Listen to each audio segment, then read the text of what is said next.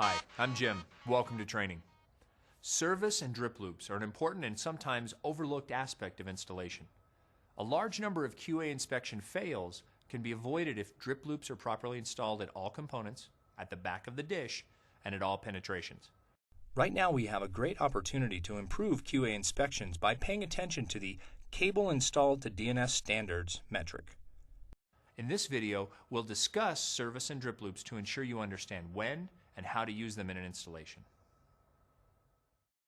A service loop is created as a courtesy to any technician who may perform work at a customer's home in the future.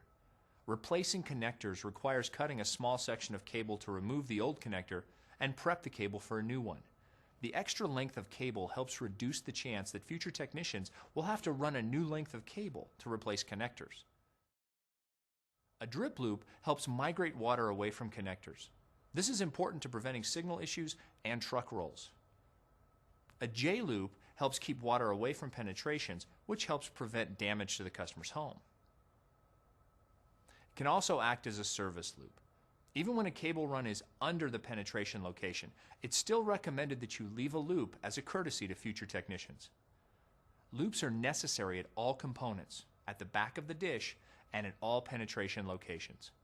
They should be a minimum of 4 inches in diameter, which is roughly the size of your fist. But be sure the installation remains aesthetically pleasing. We obviously don't want a 20-inch drip loop on the side of a customer's home.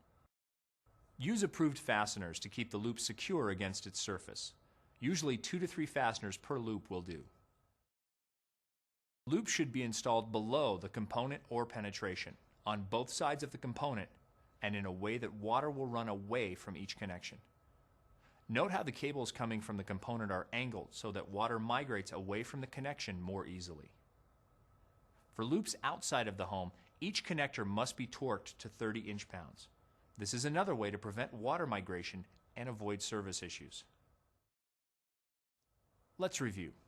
Service loops and drip loops are necessary at all outside components, at the back of the dish, and at all penetration locations.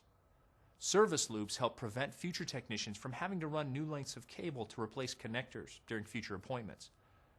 Drip loops help migrate water away from components and penetrations. This prevents damage to the customer's home, helps prevent service issues, and reduces truck rolls.